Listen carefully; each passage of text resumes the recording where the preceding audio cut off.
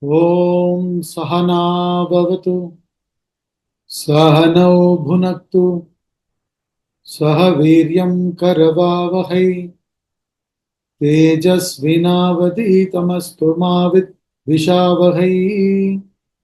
Om Shanti Shanti Shanti.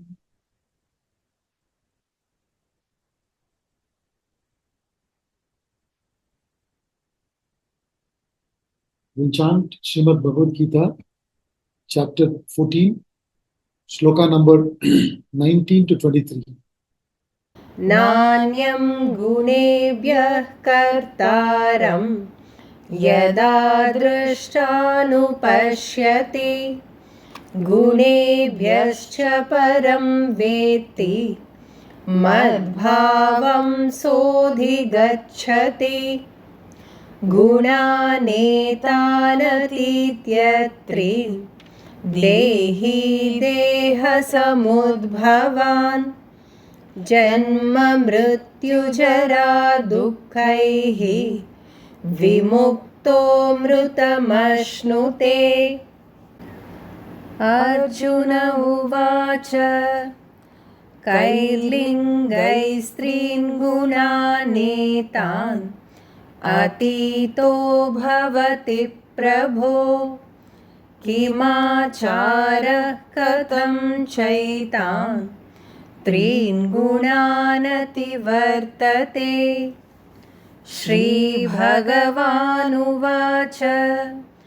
प्रकाशं च प्रवृत्तिं च मोहमेव च पाण्डव न द्वेष्टि सम्प्रवृत्तानि न निवृत्तानि काङ्क्षति। उदासीनवदासीनः गुणैर्यो न विचाल्यते गुणा वर्तन्त इत्येव योऽवतिष्ठति नेङ्गते। In the last week's class, we had done up to shloka number 19. Shloka number 19 is a very important shloka to be understood. It says, Nanyam gunebhya kartharam yada drashtanu pashyati gunebhyascha param veti madbhavam sodhi gacchati na anyam gunebhya kartaram yada drashta anupashyati. The drashta should see what?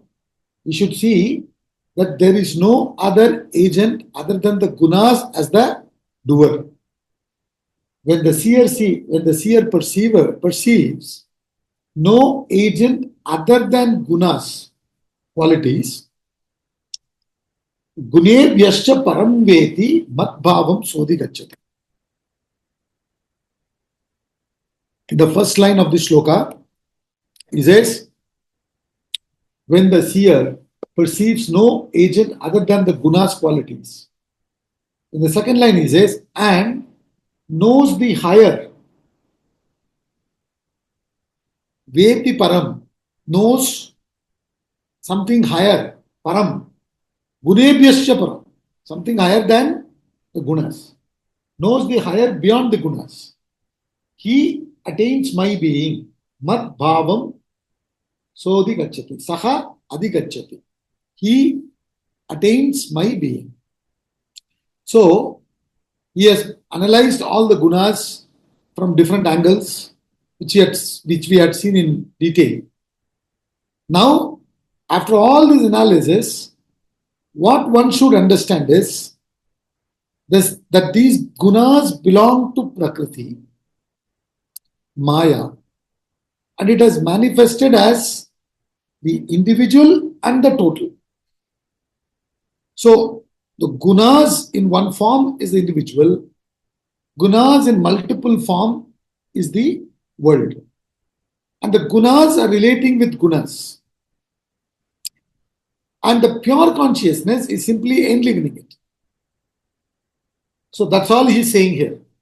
When the seer perceives no agent other than the gunas, If you had clarity, you will understand this way. Otherwise, you will identify with gunas and you will think that you are the doer. You think you are that agent. Agent means doership and enjoyership. So here is very clear. After having gone through all this so far, if you really understand, you understand that everything is nothing but the play of gunas.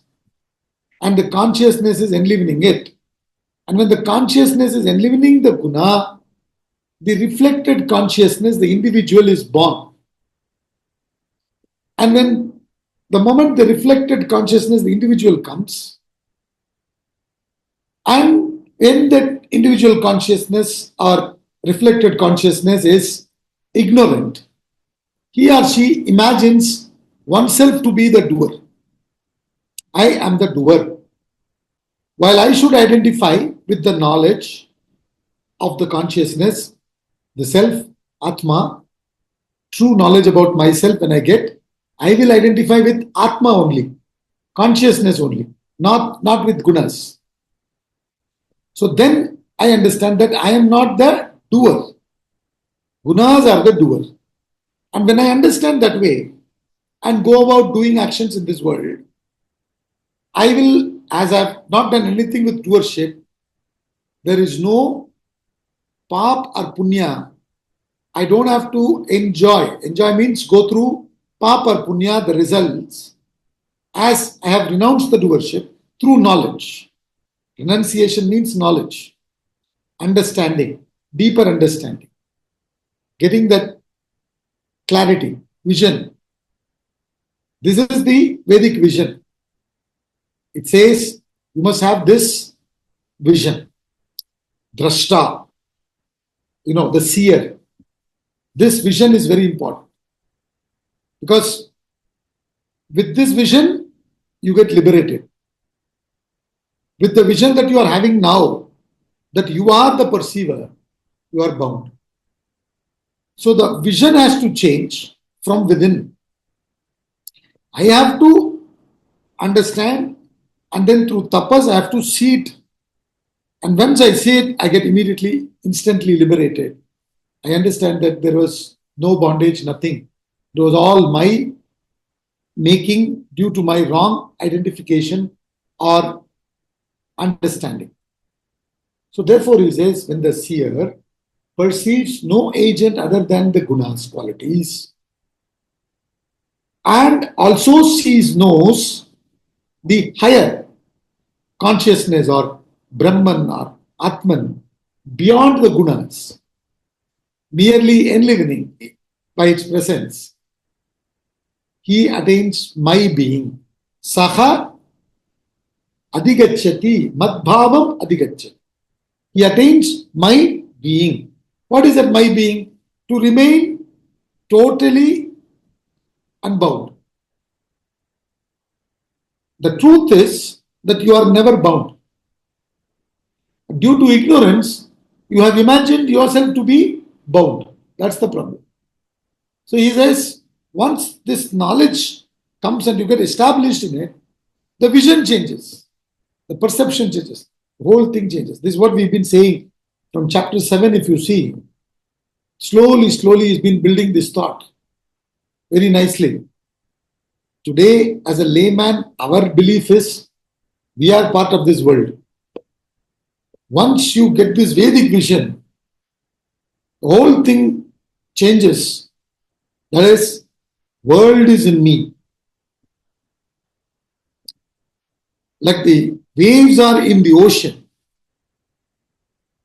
the world is in me. The whole vision changes. That's exactly what he's saying. The whole problem is because you have been thinking yourself to be the doer. Because you have been identifying with gunas, prakriti. There's a play of prakriti, maya, and consciousness. This world is nothing but manifestation of Ishvara. You understand? Ishvara has become this world, or manifested as this world. So it's the play of consciousness and maya. Maya is the material cause, Ishvara is the intelligent cause. And once I understand all this, I slowly identify with the pure consciousness, Ishvara, not with Prakriti, gunas. And the gunas will function. I will be free. I won't get entangled. That's all he says. Now, this is important to know. We need to really think. They are giving a completely different view. We have been holding on to a particular view. Could it be wrong? Now, that doubt should come in all of us. Only then there will be some hope of change. We have been holding on to a certain perception. And as a result of that perception, we are leading a particular life, which is filled with sorrow, suffering, and all that. Now, by changing this view, not just accepting the view from outside, at least that possibility, they are saying something different. And there's a lot of explanations given. We have to continue doing our sadhana, purifying our inner personality, external personality, and then sit and reflect upon these truths that is being given in the Vedas, and slowly develop this vision from within. Then there will be change in our life. That's all he says. Na anyam gunebhya kartaram. Very clear statement. There is no other agent other than gunas. Gunas are the agent. They are the doers. The play of gunas, they are functioning. So by this, what happens is, when we relate also, we understand that poor fellow is caught up in the gunas, and then therefore he is functioning like this, she is functioning like this. And as a result, I will not develop a hatred towards any being. I will only have compassion. I will only have forgiveness. Yes, no doubt they have such gunas, so therefore I need to probably physically stay away from them, or whatever it may be. But internally, there is no hatred. Internally, there is only compassion. Internally, there is only love. Internally, there is only forgiving. And this, firstly, brings about inner peace in me. And with that peace, I'm able to relate with the world in a much better way. This is what he's saying. And secondly, I become free from my limitations. And with that freedom, I relate. Now there is this burden on my shoulder, and I'm relating with that. Now that burden is gone. I relate freely. Na anyam gunebhya kartaram yada drashta anupashyati. Very clearly seen. And then he also understands, knows. Knows means he's seeing it that way, he's living it that way. What? That supreme Brahman, reality, truth, consciousness is higher than the gunas. It is not bound by these gunas. It is due to my misunderstanding.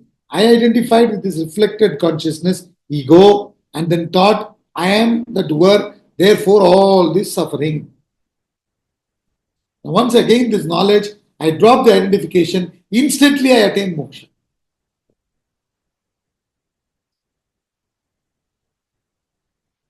A person may be sleeping for years, like Rip Van Winkle's story we have studied, that he slept for 20 years.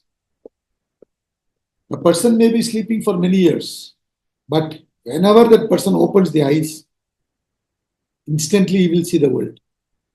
Similarly, we could have been in this state of bondage through our ignorance for years or janmas. But once we get this vision, instantly we get liberated. Liberation is instantaneous. But for that vision to happen might take years. That depends on our effort. It depends on our tapas. That's what he's saying. Gunebhyascha param veti madbhavam saha adhigacchati.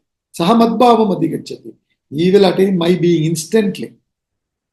Instantly his identification is gone.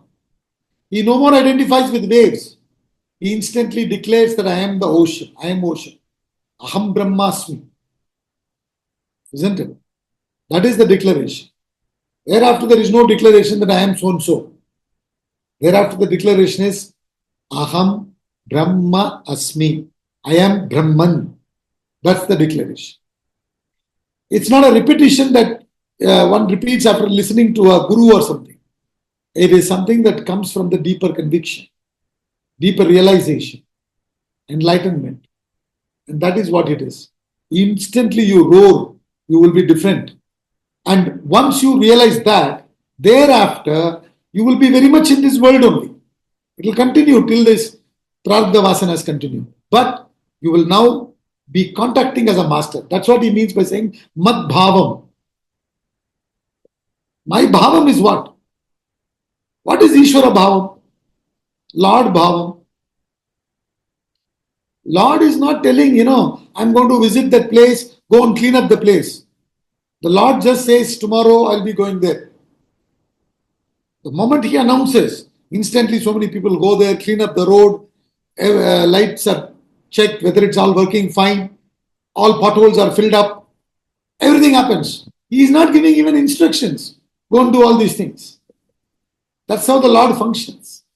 So when he says, Mat bhavam saha adhigacchati, he starts functioning like that. He lords over everything, meaning he doesn't get bound by anything. This is what he declares. Verse number 20.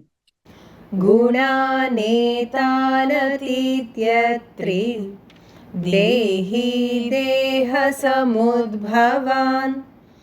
जन्म मृत्युजरा दुःखैः विमुक्तो मृतमश्नुते. Now the fruit of attaining that state, what are the benefits? What are the phalam of achieving such a state? He very nicely says, that person attains my being. Okay, attaining my being, what happens to your life? That is what he's explaining now. How different your life becomes. What is that change that has happened to you now? Once you understand it, then you would probably aspire for it. Then you will understand the need to aspire for it and attain it. Otherwise, why will you even put in any effort in that direction? So therefore he says, having crossed over these three gunas, qualities, having risen above these three gunas, qualities, Satva, Rajas, Tamas, Dehi, the dweller in the body, consciousness associated with the body, is now completely freed. Freed from what? Janma, birth, mrityu, death, old age, and dukkha associated with all this. All this is arising from our attachment to the body. So he says, Janma, Mrityu, Jara, Dukkaihi, freed from birth, death, old age, and pain, arising from the body and attains immortality. Attains immortality. Immortality means he calls it as Amritam. Mritam, death. Amritam goes beyond death, becomes immortal. So what he's saying is, it is not possible to be immortal being in identification with the body. If you are in identification with the body is something that will go through these changes. What are the changes? Janma, Mrityu, Jara. We say birth, growth, decay, disease, death. Birth, growth, decay, disease, death. These are the 5 changes the body goes through. And if our association is with that body and we identify that we are that body, we are this changing personality, then this will happen to us. What? Birth, growth, disease, decay, and death. And every change, every growth every shift to another state is involving a lot of pain. A lot of pain associated with it. Having to leave the comfort zone and adapting to the new environment is painful. And once we adapt after so much of effort to a new environment, since it's not Shashvatam, that we have to again move from. It's a big pain. When people are working for military or Navy or Air Force, every few years they are transferred. And then they are transferred, a whole lot of things they have to carry.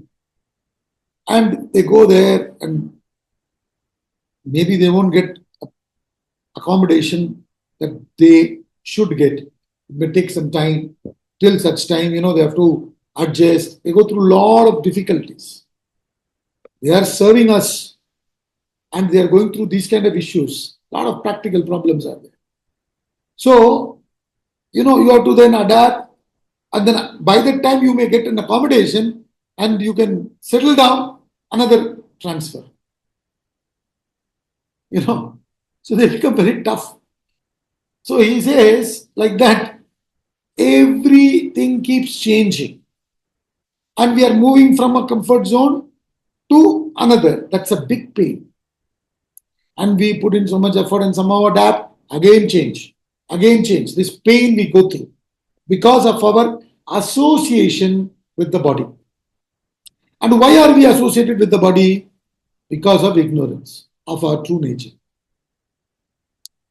And since we are ignorant of our true nature, we identify with the body, with these gunas, and then we think we are this personality. We go through these changes, we suffer the pain, the consequences, everything. So now, the moment you gain this knowledge, you cross over. Cross over doesn't mean you jump from one guna to another. It's not physical jumping.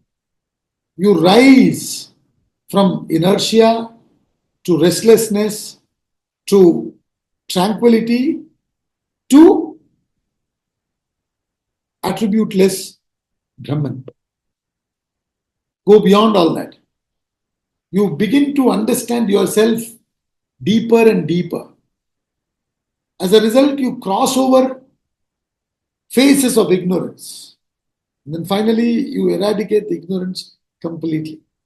So he says, having crossed over these three gunas, the dweller in the body, Dehi, you get that name Dehi because of the association with the body.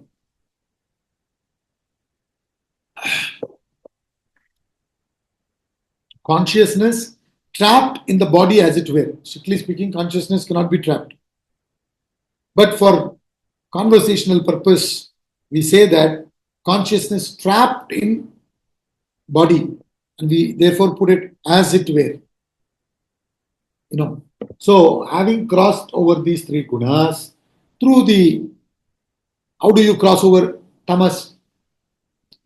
When a person is in tamas, he or she has to inject a lot of rajas action.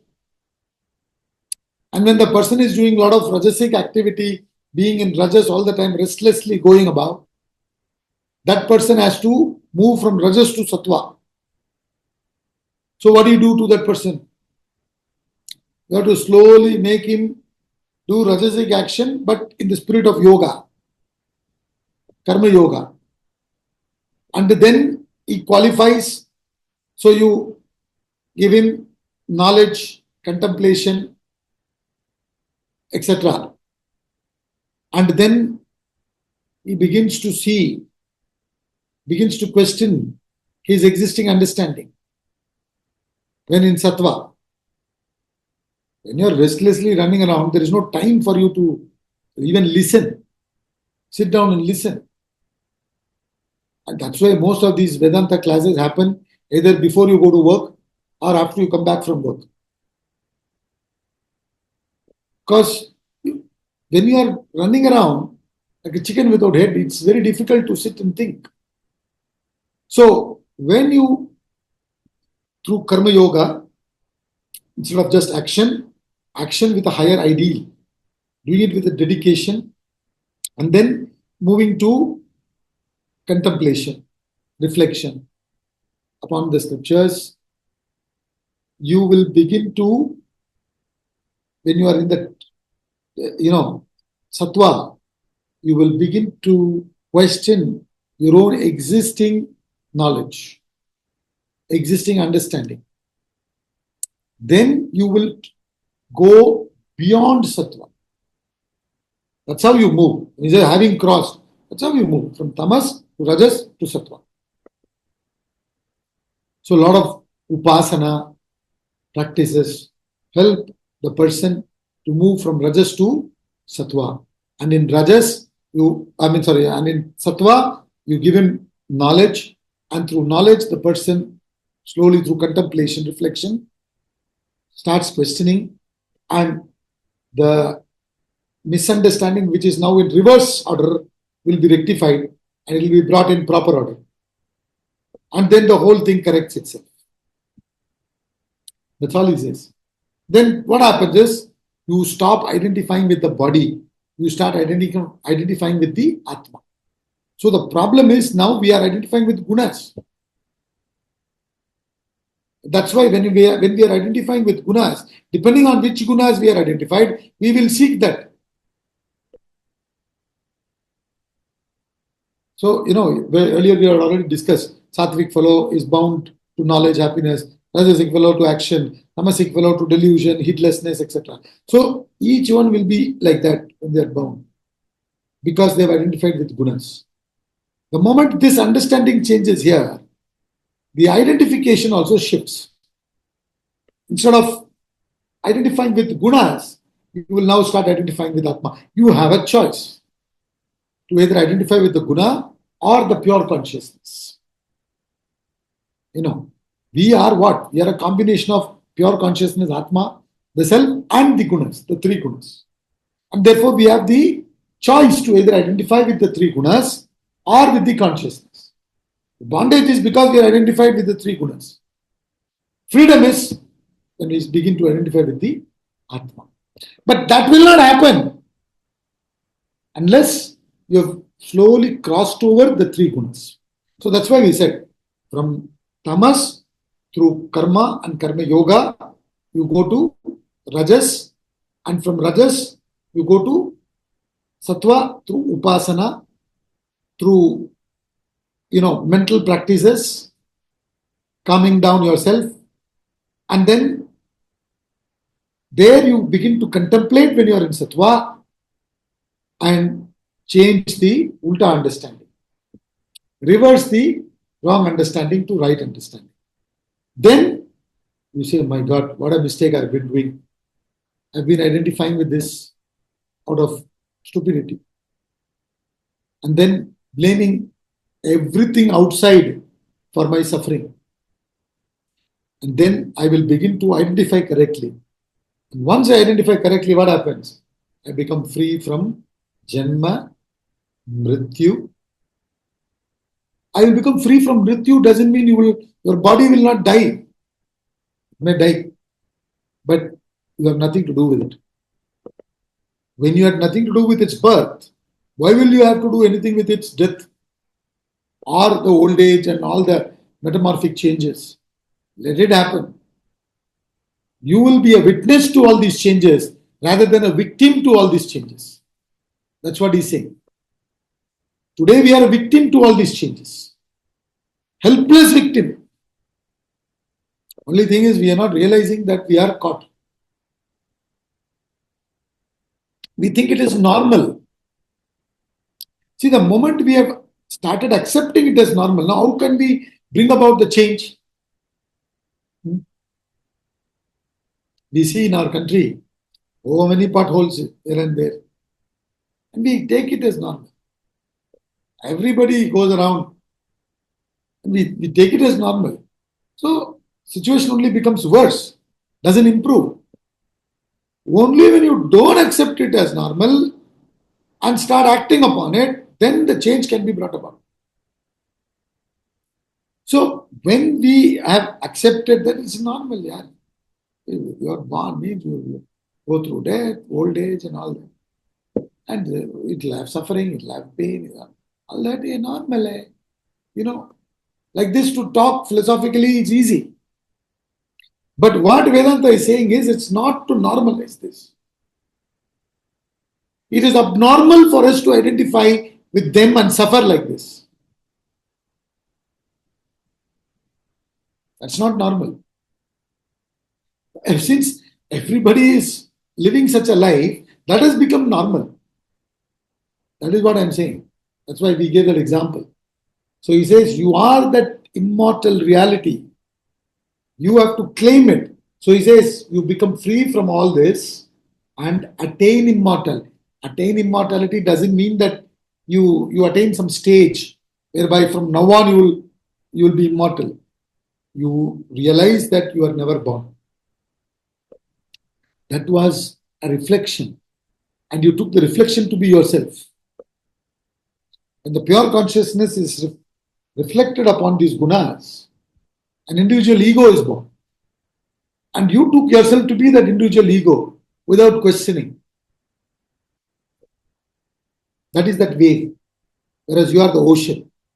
Ocean is neither born nor dying. Therefore, it's always immortal. Whereas wave is born, it dies. It is not immortal, it's mortal.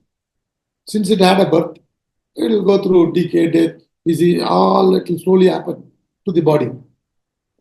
So, therefore, he says, the moment you question, you change your understanding inside, you become free from the pain, dukkha. So, Vedanta is not giving balm for your sorrow. Vedanta goes to the root of the suffering and eradicates the cause, the source, so that you understand that thereafter there is no more sorrow for you. You understand that that your suffering itself was madness. Thought that I was suffering itself is madness. It's not true. I've been imagining like that. No, that's what he says. Having crossed over these three gunas. Having crossed over these three gunas means by doing tapas, moving from tamas to rajas through action, we have to introduce a lot of activity in our life. Simply sitting and discussing about prarabdha, purushartha, and then contenting ourselves with some answers given in the discussions and not putting any effort will not move us from tamas. We have to induce a lot of karma yoga in our life. Then we will be qualified for upasana. When we do a lot of rajasic action, but doing it as a yoga, karma yoga, then the mind becomes a little calm. Then it can sit and do upasana. Upasana means sitting near an idol, either physically or mentally, and doing puja to that idol, physically or mentally, identifying with it. It's a manasa vyapar. Then chitta shuddhi and chitta ekagrata will happen. Chitta shuddhi will start happening when you do karma yoga. With upasana, more and more chitta shuddhi and chitta ekagrata will happen. So unnecessarily wandering will become more quiet. Then you have to introduce contemplation. Jnanam. Proper understanding will happen there. When that proper understanding happens, everything changes. That's all he says. So having crossed over means you have practiced all this. Karma yoga, upasana yoga, and jnana yoga.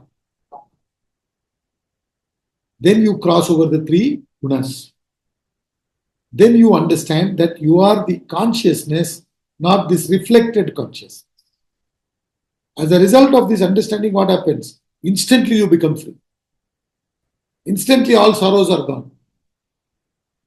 And not only all sorrows are gone, you will be a source of strength for everyone else. Because you are seeing things correctly. You will be a source of strength for everybody else. In your life, you will be cheerful and celebrating. You will be a source of inspiration for the others and enable them to celebrate their life also. So this is the change that will happen. You will become immortal, deathless, insecurity gone. As long as you think you are someone who can die, as long as you think there is an end to you, insecurity will be there. All the other things associated with that insecurity will come. You will suffer. That's what he's saying. This will end. Immortality will happen means you conquer death. You conquer death means you conquer birth and all the changes. Thereafter, the world may continue changing, but it will not inflict any suffering upon you.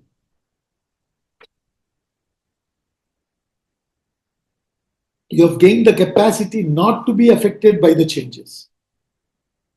So when all this Sri Krishna spoke, he talked about the gunas and how to cross over the gunas and what happens when you cross over the gunas, understanding that you're not the doer and crossing over the gunas, what happens? All that after having explained, you attain immortality, he says.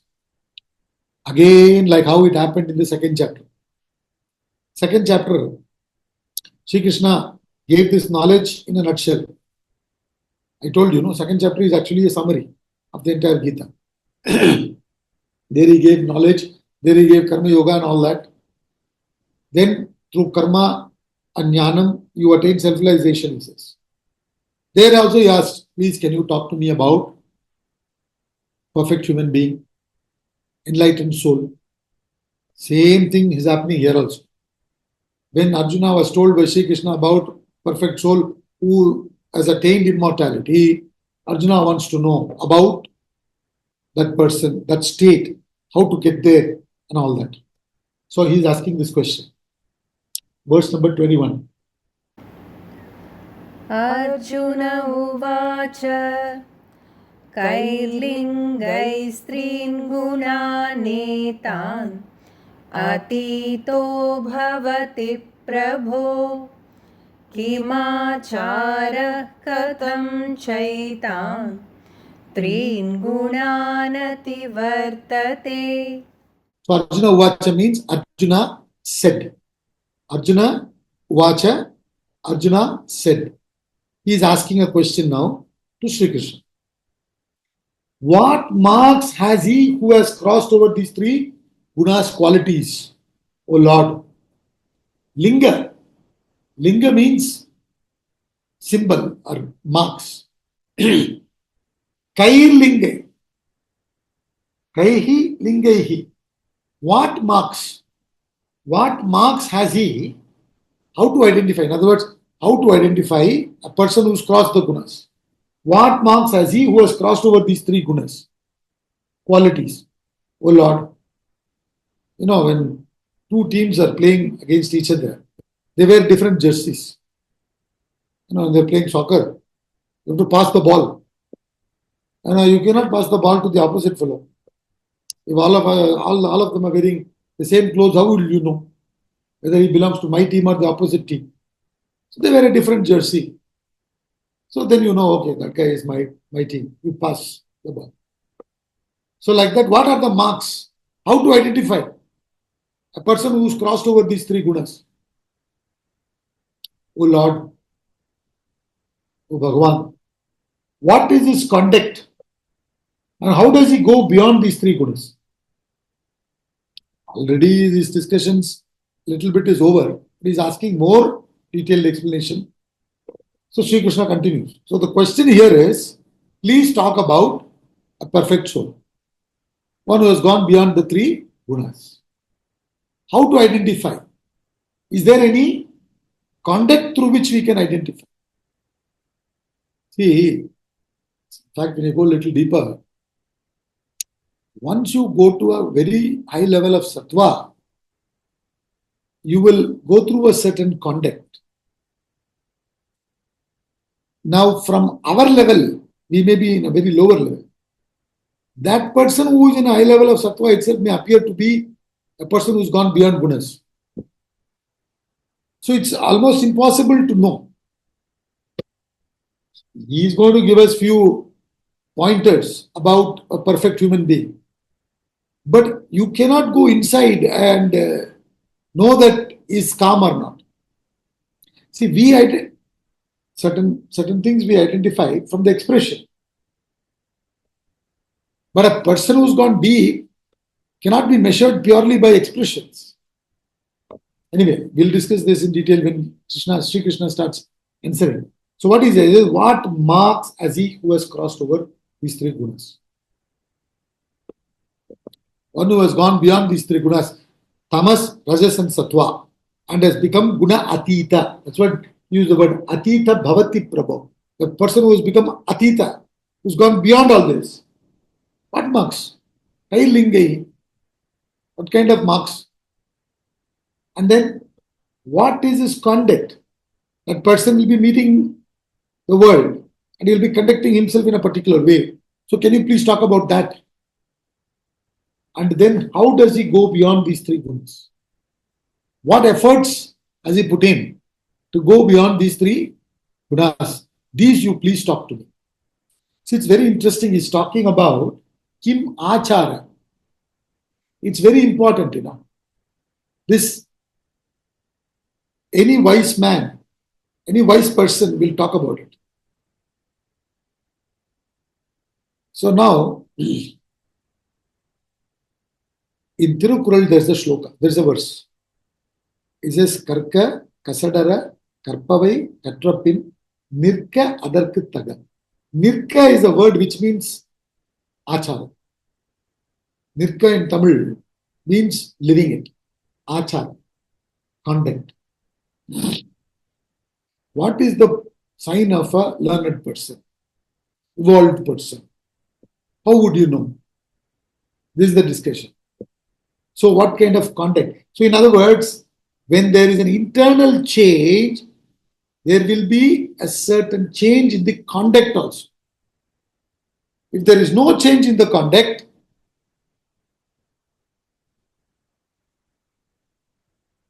high philosophy, everything is spoken. But in the conduct, there is no change. So it is not going to help. So that's why they say, first vichara, inquire. Then achara. For vichara, there may be certain dinachara. Understand? First you do dinachara, the schedule, discipline you follow. It is called dinachara. And then vichara. After following the dinachara discipline, vichara, inquiry. Then, as the vicharam goes deeper and deeper, your understanding changes, there will be conduct changing. Achara.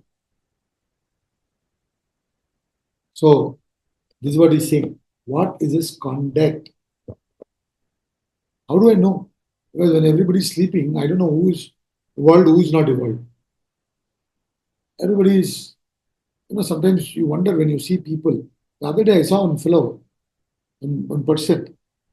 I don't know whether he's drunk or due to his hard work he's sleeping like that, I don't know. He is a rickshaw puller. I assume so because he's sleeping on the rickshaw. So he's sitting on the rickshaw seat and then half of his body is bent, he is lying down and sleeping in a busy market. I don't know whether he's sleeping because he's worked hard or whether he's drunk. I have no idea. But he's sleeping like that. So when a person is sleeping, how would you know what is this person state? How to measure the state? You can only measure through conduct.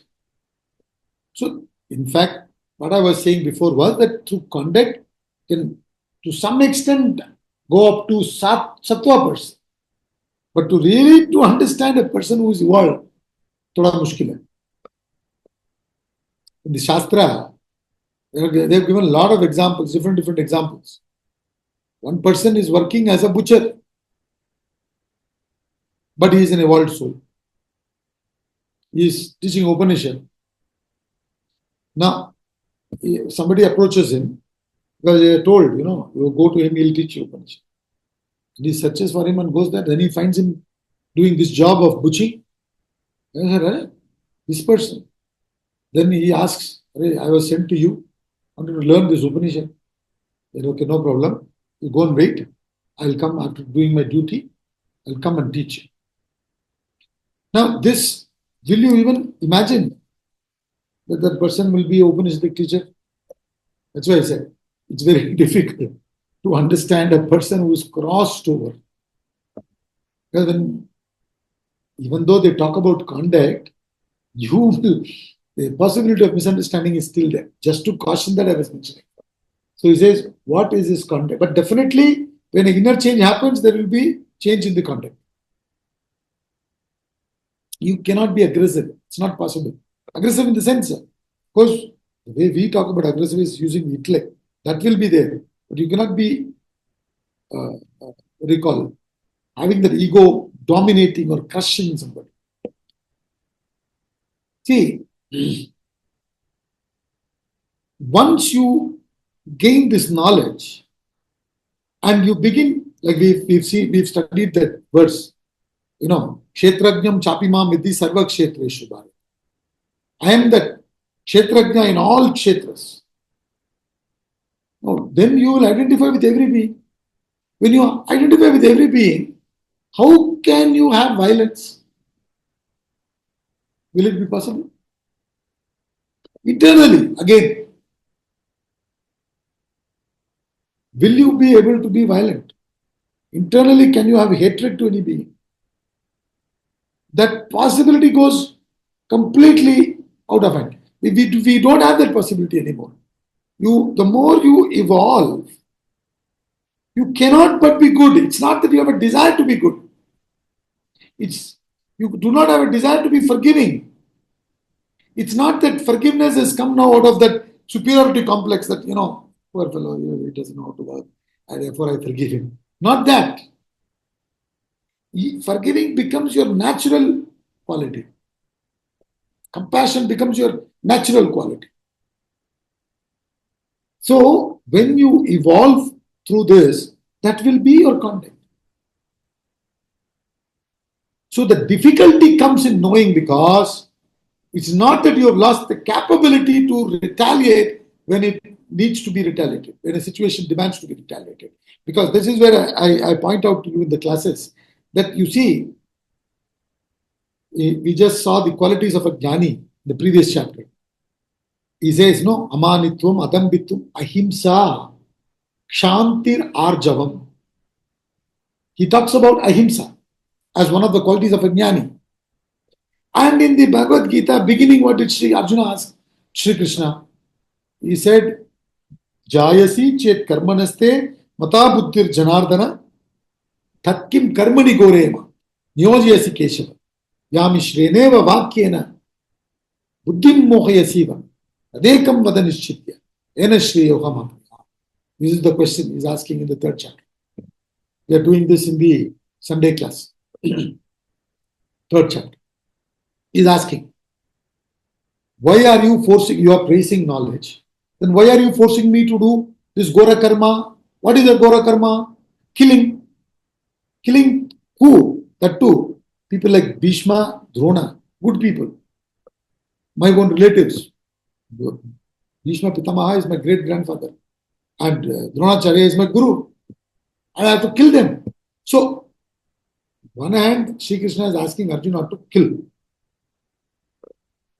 On the other hand, he's talking about ahimsa. You understand? He's saying a jnani will be having ahimsa.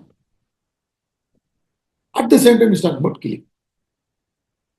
So when you go to a very, very high state, go beyond Satva, very rarely a situation may come where you might have to be violent externally. But again, I'm reiterating, internally, in the mind, inside, you cannot be violent. And what a person is inside, how do you know?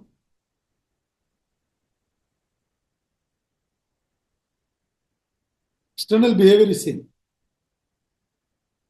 But internally, what he is or she is, you don't know. Until at least you are in some level equivalent to that. So, That's the challenge comes. Always when he talks about the evolved soul, he will talk about the inner qualities, which is only when you come to that level, you know whether you are balanced or you can justify. Swamiji very often quotes by saying, you should not lose your temper. You should use your temper. 99.99% of people, or 100% almost, that we have seen lose the temper. And after listening to this line from Swamiji, they may say, I'm only using the temper, I'm not losing the temper. But they will be losing it. Simply you can say. But there may be one rare person who is using the temper, not losing the temper. You don't know. So violence means you do not have that capacity mentally to hurt any being. But that capacity to retaliate physically when needed is not removed. So it's not a weakness, it's a strength. And that's very difficult to know. That's all I'm saying. So that's not directly connected to the shloka, but still, since Arjuna is asking, can you please talk about the conduct? And you can't say, okay, you will not go to war. You cannot talk like that. Therefore, he talks, when he gives the linga, when he gives the marks, he will give everything internal. With those marks, what Arjuna can do? Very difficult to understand. That is the marks he is going to give. That, the sense, these marks are helpful not to judge others. That's all I'm trying to say. The marks are helpful when you evolve to know how much you evolve. That is all. That way it helps. In the other person, it's almost difficult. So when he says, Arjuna is asking, please now talk to me about the marks of a perfect human being.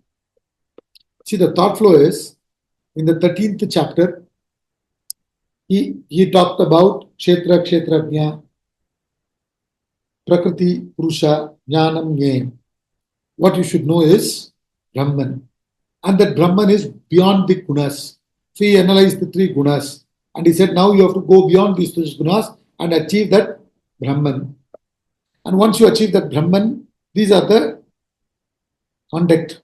These will be the marks of that person.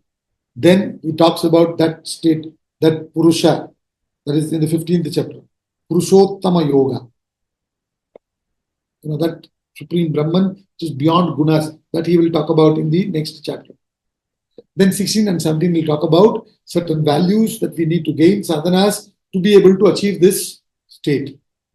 And when we achieve this state, we attain moksha, that is discussed in the 18th chapter. This is the thought flow. Beautiful thought flow he gives.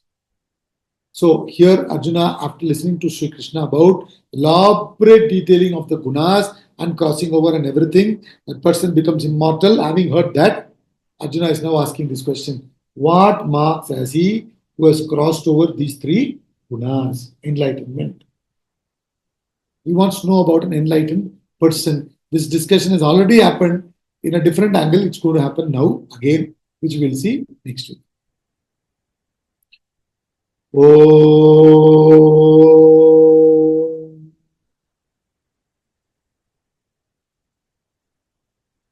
Om Purnamada Purnamidam Purnat Purnamudachyate Purnasya Purnamadhaya Purnameva Vashishyate. Om Shanti Shanti Shanti.